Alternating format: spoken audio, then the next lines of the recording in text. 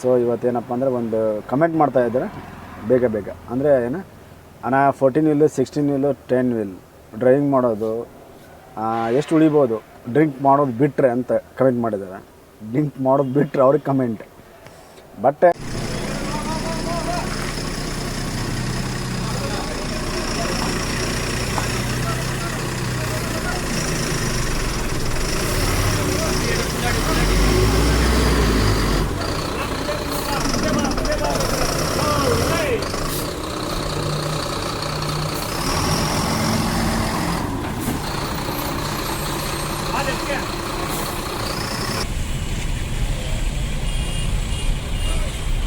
ಬೆಂಗಳೂರಾಗ ದೊಡ್ಡ ಗಾಡಿ ತೊಗೊಂಡು ನೈಟ್ ಟೈಮ್ ಅದು ಹಗಲೊತ್ತು ಗಾಡಿ ತೊಗೊಂಡು ಅಡ್ಡಾಡೋದೈತಲ್ಲ ಬೇಡ ಬೇಡ.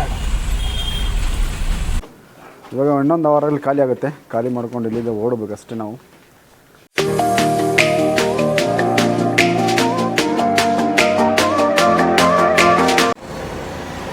Hi friends, welcome to vlstruckvlogsಗೆ.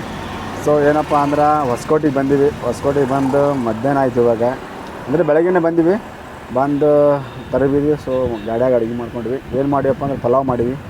ಇವಾಗ ಪಲಾವ್ ಊಟ ಗೀಟ ಮಾಡಿಕೊಂಡು ಕೆಲಸ ಐತಿ.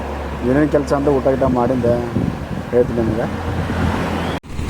ಇವಾಗ ಇಲ್ಲಿ ನೋಡ್ರಿ, ನಮ್ಮ ಗಾಡಿದು ಟಯರ್ ಬಿಚ್ಚಿದ್ದೀವಿ. ಪಂಚರ್ ಆಗಿದೆ. ಪಂಚರ್ ಅಂದರೆ ಅದು ಹಳಿ ಟ್ಯೂಬ್ ಇತ್ತು, ಹಾಗಾಗಿ ಇದು ಕೇಸಿನ ಟೈರ್ ಒಳಗಡೆ ಚೆನ್ನಾಗಿದೆ. ಬಟ್ ಅದು ಮಾತ್ರ ಟ್ಯೂಬ್ ಚೇಂಜ್ ಮಾಡಿಸಿದೀವಿ. ಟ್ಯೂಬ್ ಬೇರೆ ಹಾಕ್ಸಿದ್ವಿ, ಹೊಸ ಟ್ಯೂಬ್. ಹೊಸದಂದರೆ second hand. ಅಂದರೆ ಅದು ಟಯರ್ ನೋಡಿದ್ರೆ ಇನ್ನೂ ಚೆನ್ನಾಗಿಲ್ಲ. ಸುಮ್ಮನೆ ಹೊಸ ಟ್ಯೂಬ್ ಹಾಕ್ಸಿದ್ರೆ ಮತ್ತೆ ಹೊಡೆದೋದ್ರೆ ಅದು ಕೂಡ ಹೊಸ ಟ್ಯೂಬ್ನು ವೇಸ್ಟ್ ಆಗುತ್ತಂದು ಬೇರೆ ಹಾಕ್ಸಿದ್ವಿ. ಏರಾ 140 150 ಜಾಸ್ತಿ ಬೇಡ. 120 100 ರೆಡಿ ಅಲ್ಲದು 120 120 ಲಾಸ್ಟ್ ಸಾಕು. ಅಂದರೆ 160 ಇರುತ್ತೆ, 120 ಸಾಕು. ಹೊಡೆದೋದ್ರೆ ಏನು ಮಾಡೋದು?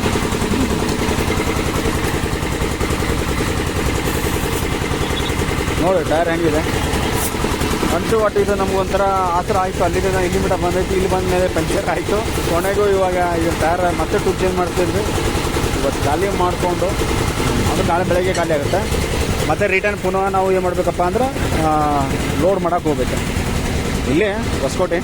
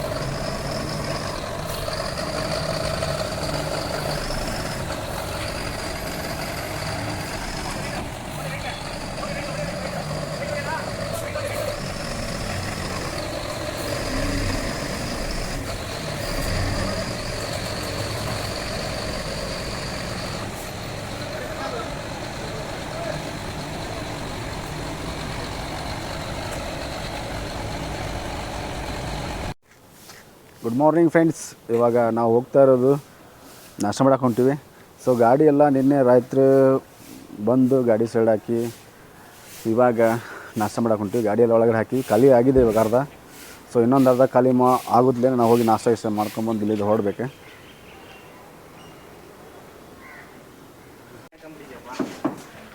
ಇವಾಗೆಲ್ಲ ಟಿಫನ್ ಎಲ್ಲ ಮಾಡ್ಕೊಂಡು ಬಂದಾಯಿತು. ಗಾಡಿ ಖಾಲಿ ಒಂದು ಆಫ್ ಆಗಿದೆ. ಇವಾಗ ಇನ್ನೊಂದಿಷ್ಟಿದೆ. ಇವಾಗ ಇನ್ನೊಂದು ಅವರಲ್ಲಿ ಖಾಲಿ ಆಗುತ್ತೆ. ಖಾಲಿ ಮಾಡ್ಕೊಂಡು ಇಲ್ಲಿಂದ ಓಡಬೇಕಷ್ಟೇ ನಾವು. ಸ್ವಲ್ಪ ದೂರ ಇದೆ ಇವ್ರು ಖಾಲಿ ಮಾಡಲಿಕ್ಕೆ. ಅಂದರೆ ಈ ಪಾಯಿಂಟ್ ಬಂದು ಅಲ್ಲಿದೆ, ಇಲ್ಲಿದೆ ಹೊತ್ಕೊಂಡು ಹೋಗ್ಬೇಕು ಇವಾಗ ಎಲ್ಲ ಬಾಕ್ಸಲ್ಲಿ ಒಂದೊಂದಾಗಿ, ಹಾಗಾಗಿ ಲೇಟ್ ಆಗುತ್ತೆ. ಅಲ್ಲಿ ಹತ್ತಿರ ಇದ್ದರೆ ಈಸಿ ಆಗಿತ್ತು ಸ್ವಲ್ಪ.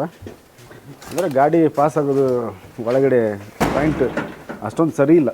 ಅಂದರೆ ನಮ್ಮ ಗಾಡಿ ಒಳಗಡೆ ಒಳಗಡೆ ಹೋಗೋದಿಲ್ಲ, ಇಲ್ಲೇ ಲಾಂಗ್ ಚೆಸ್ ಆಗುತ್ತಲ್ಲ ಅದಕ್ಕೋಸ್ಕರ. ಮತ್ತು ಸೈಡಲ್ಲಿ ಇದಿದೆ ನೋಡಿ, ಕಲ್ಲಿದೆ, ಮತ್ತು ಈ ಕಡೆ ಕಂಪೌಂಡ್ರ್ ಇದೆ, ಹೀಗಾಗಿ ಗಾಡಿ ಪಾಸ್ ಆಗೋದಿಲ್ಲ ಇಲ್ಲ. ಅದಕ್ಕೆ ಇಲ್ಲೇ ನಿಲ್ಲಿಸಿ ಇಲ್ಲೇ ಖಾಲಿ ಮಾಡ್ತಾಯಿದ್ದಾರೆ.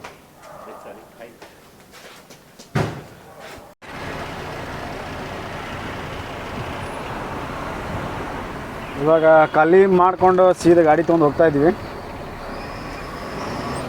ಏನಪ್ಪ ಅಂದ್ರೆ ಅಲ್ಲಿ ರೋಡ್ ವರ್ಕ್ ಮಾಡ್ತಾಯಿದ್ದಾರೆ. ಆ ರೋಡ್ ವರ್ಕಿನಿಂದನೇ ನಮ್ಮ ಬೆಂಚ್ ಗಾಡಿ ಅಂತ ಕಟ್ಟಿಂಗ್ ಆಗೈತಿ, ಬೇರೆ ಗಾಡಿ ಆಗಿದ್ರೆ ಕಟ್ಟಿಂಗ್ ಆಗ್ತಿದ್ದಿಲ್ಲ ಅದು.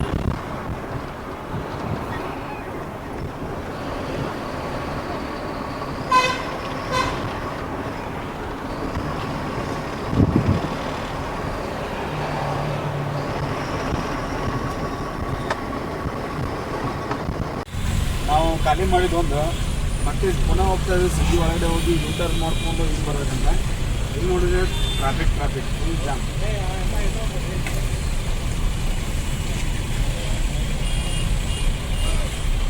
ಬೆಂಗಳೂರಾಗ ದೊಡ್ಡ ಗಾಡಿ ತೊಗೊಂಡು ನೈಟ್ ಟೈಮ್ ಅದು ಹಗಲೊತ್ತು ಗಾಡಿ ತೊಗೊಂಡು ಅಡ್ಡಾಡೋದು ಬೇಡ.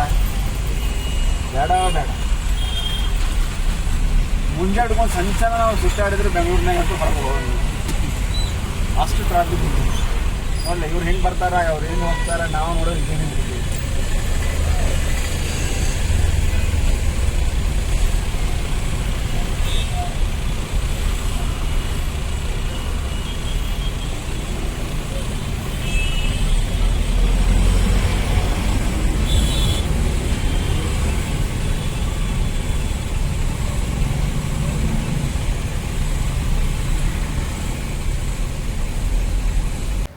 ಫ್ರೆಂಡ್ಸ್, ಫೈನಲಾಗಿ ಹೊಸಕೋಟೆ ಬಂದು ರೀಚ್ ಆದ್ವಿ.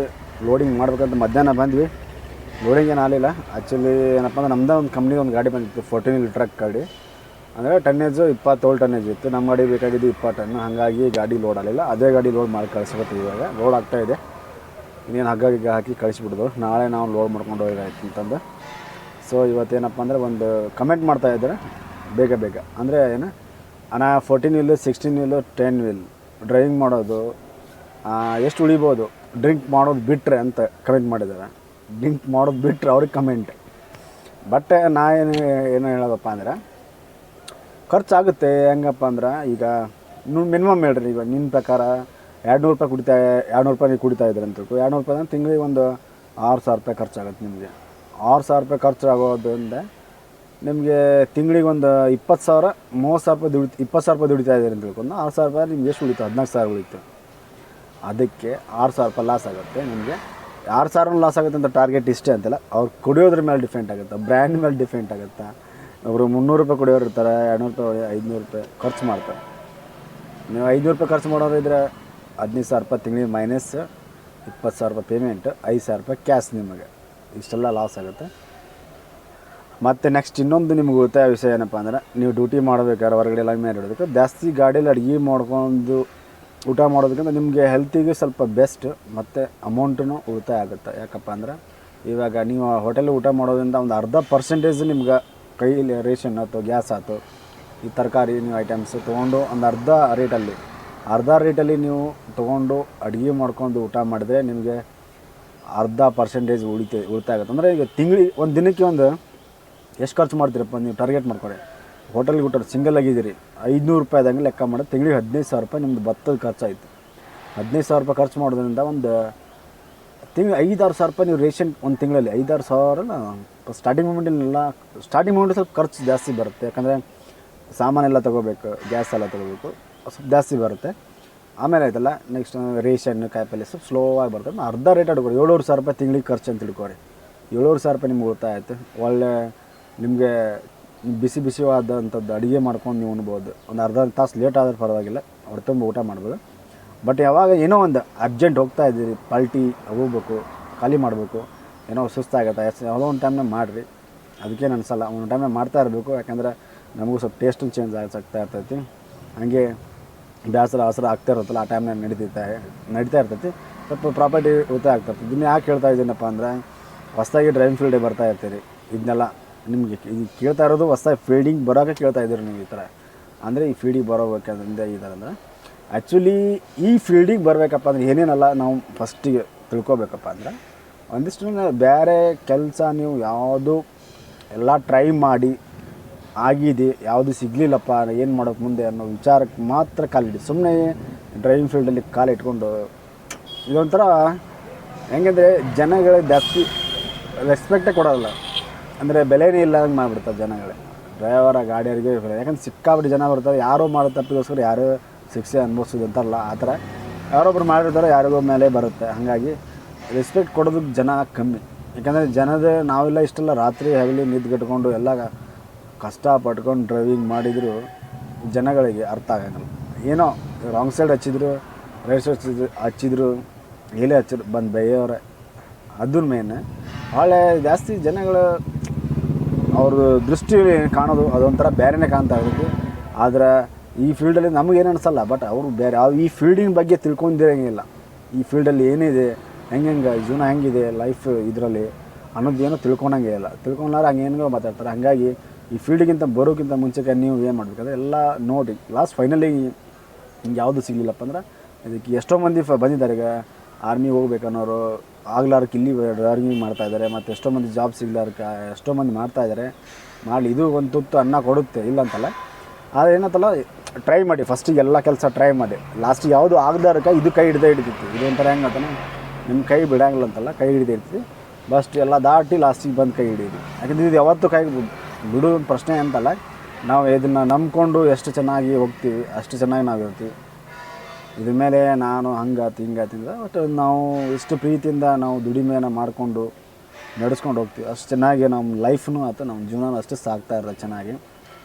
ಬಟ್ ಏನೋ ಯಾವುದೋ ಒಂದು ಪಾಸಿಟಿವ್ ಆಗಿ ಥಿಂಕ್ ಮಾಡ್ಕೊತ ಗಾಡಿ ಮೇಲೆ ಎಲ್ಲ ಇದು, ಮತ್ತು ಜಾಸ್ತಿ ನೀವು ವಿಚಾರಗಳು ಮಾಡ್ಕೊತ ಡ್ರೈವಿಂಗ್ ಮಾಡೋಕೆ ಹೋಗ್ಬಿಡ್ರಿ. ಯಾಕೆಂದರೆ ಏನೋ ಒಂದು ವಿಚಾರ ಮಾಡ್ತಾ ಯಾತವಂದ್ರೆ ತಲೆಯಲ್ಲಿ ಮೈಂಡಲ್ಲಿ ಇಮ್ಯಾಜಿನ್ ಮಾಡ್ಕೊತ, ಅಂದರೆ ಏನೋ ಒಂದು ಆದ ಘಟನೆಗಳ ಬಗ್ಗೆ ಏನೋ ಒಂದು ಇಮ್ಯಾಜಿನ್ ಮಾಡ್ಕೊಂಡು ಚಿಂತೆ ಮಾಡ್ಕೊಂತ ಡ್ರೈವಿಂಗ್ ಮಾಡೋದ್ರಿಂದ ಸ್ವಲ್ಪ ನಿಮಗೆ ಏನಾಗುತ್ತೆ ಮೈಂಡಿಗಲ್ಲಿ ಸಮಸ್ಯೆ ಆಗೋದು, ಡ್ರೈವಿಂಗ್ಗಳಲ್ಲಿ ಎಡವಟ್ ಆಗೋದು, ಲೆಫ್ಟು ರೈಟ್ ಯಾರೋ ಬರೋದು ಹೋಗೋದು ಸಮಸ್ಯೆ ಈ ಸಲ ಆಗ್ತೈತೆ.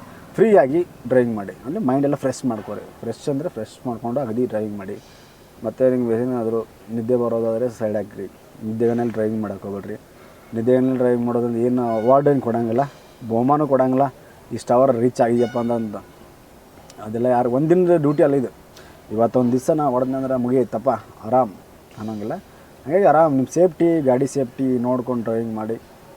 ಯಾಕಂದರೆ ಒಮ್ಮೆ ಹೋಗಿದ್ದು ಮತ್ತೆ ಬರೋಲ್ಲ, ಅದಕ್ಕೋಸ್ಕರ ಇದೆಲ್ಲ ಹೇಳ್ತಾರೆ. ಹೊಸ್ದಾಗಿ ಯಾರ್ಯಾರು ಡ್ರೈವಿಂಗ್ ಫೀಲ್ಡಲ್ಲಿ ಎಂಟ್ರಿ ಕೊಡ್ತಾ ಇದ್ದೀರಿ ಅವ್ರಿಗೋಸ್ಕರ ನನ್ನ ಪ್ರಕಾರ ಇಷ್ಟ ಅಂತ ಹೇಳಕ್ಕೆ ಬರ್ತೀನಿ. ಮತ್ತು ಯಾರ್ಯಾರಿಗೆ ಜಾಸ್ತಿ ಹೆಚ್ಚಿಗೆ ನನಗಿಂತ ನಾನೇ ಈಗ ಅನುಭವ ಅಂತ ಪ್ರಶ್ನೆ ಅಂತಲ್ಲ, ನನಗಿಂತ ಸೀನಿಯರ್ ತುಂಬ ಜನ ಇದ್ದಾರೆ. ಅವ್ರಿಗೂ ನಮ್ಗಿಂತ ಏಕೆಂದರೆ ಇದರ ಡ್ರೈವಿಂಗ್ ಫೀಲ್ಡಲ್ಲಿ ಎಕ್ಸ್ಪೀರಿಯನ್ಸ್ ಎಷ್ಟಿರುತ್ತಲ್ಲ ಅಷ್ಟು ಅನುಭವ ಆಗಿರುತ್ತೆ. ಅನುಭವ ಆದ ನೀವು ಜನ ಯಾವುದೇ ಇಲ್ಲ ತಿಳ್ಕೊಂಡು ನಾವು ಗಾಡಿ ಹೊಡಿತಾ ಇದ್ದರೆ ನನಗೆ ಇಷ್ಟೆಲ್ಲ ಗೊತ್ತಿರೋಂಥ ಪ್ರಶ್ನೆ ಇಲ್ಲ. ಇದಕ್ಕೆ ಎಕ್ಸ್ಪೀರಿಯನ್ಸ್ ಯಾವ್ಯಾವ ಮೂಮೆಂಟಲ್ಲಿ ಯಾವ್ಯಾವ ಅನುಭವ ಆಗಿರ್ತೈತಿ, ಏನೇನಾಗಿರ್ತೈತಿ ಎಲ್ಲ ಅನುಭವಿಸಿರ್ತಾರಲ್ಲ ಅವ್ರಿಗೆ ತುಂಬ ಅನುಭವ ಇರ್ತೈತೆ. ಅವ್ರು ಸ್ವಲ್ಪ ಹೇಳ್ತಾ ಇರ್ತಾರೆ, ನಾವು ಅದನ್ನು ತಿಳ್ಕೊಬೇಕು. ಅಂದರೆ ತಿಳ್ಕೊಂಡ್ರೆ ನಮ್ಮ ಲೈಫ್ನಲ್ಲಿ ಹೆಂಗಿರಬೇಕು, ಡ್ರೈವಿಂಗ್ ಫೀಲ್ಡಲ್ಲಿ ಹೆಂಗಿರಬೇಕು, ಯಾವ್ಯಾವ ಮೂಮೆಂಟಲ್ಲಿ ಹೆಂಗಿರಬೇಕು ಅನ್ನೋದೆಲ್ಲ ನಮ್ಗೆ ಸ್ವಲ್ಪ ಅರ್ಥ ಆಗುತ್ತೆ. ನನ್ನ ಪ್ರಕಾರ ನಾನೇ ಅಂತಲ್ಲ, ನನಗಿಂತ ಇನ್ನೂ ತುಂಬ ಜನ ಇದ್ದಾರೆ ತಿಳುವಳಿಕೆ ಈ ರೇಂಜಲ್ಲಿ ಹಿಂಗೆ ಹೇಳಬೇಕು ಹಿಂಗಿಲ್ಲ ಹಿಂಗಿಲ್ಲ ಅಂತ. ಸೊ ತುಂಬ ಇದೆ ನಾವು ಹೇಳೋಕ್ಕೆ. ಅದಕ್ಕೊಂದು ದಿವಸ ಹಂಗೆ ಒಂದೊಂದಾಗಿ ಸ್ಟೆಪ್ ಬೈ ಸ್ಟೆಪ್ ಹೇಳ್ತಾ ಇರ್ತೀನಿ. ಯಾವ ಫೀಲ್ಡ್ ಹಿಂಗಿಲ್ಲ ಅಂತಂದು ನೆಕ್ಸ್ಟ್ ವೀಡಿಯೋದಲ್ಲಿ ಒಂದು ಹೇಳ್ತೀನಿ, ವಿಡಿಯೋದಲ್ಲಿ ಒಂದು ಹೇಳ್ತೀನಿ. ಒಂದೊಂದು ಸ್ಟೆಪ್ ನಿಮಗೊಂದು ಸ್ಟೆಪ್ ಹೇಳಿದ್ರೆ ಅನುಕೂಲ ಆಗುತ್ತೆ. ಒಂದೇ ದಿವಸದಲ್ಲಿ ಫುಲ್ ಹೇಳಿದ್ರೆ ನನಗೂ ಅರ್ಥ ಆಗೋಲ್ಲ, ನಿಮಗೂ ಅರ್ಥ ಆಗೋಲ್ಲ. ಸೊ ಫ್ರೆಂಡ್ಸ್, ಇವತ್ತೇನು ಬ್ಲಾಗ್ ಏನಿಲ್ಲ, ಹಾಗಾಗಿ ಇವತ್ತೇನು ಫುಲ್ ನೈಟ್ ರೆಸ್ಟ್ ಮಾಡೋಣ. ನಾಳೆ ಬೆಳಗ್ಗೆ ಲೋಡ್ ಮಾಡಿಕೊಂಡು ಓಡೋಣ, ಏನಾಗುತ್ತೆ ನೋಡೋಣ.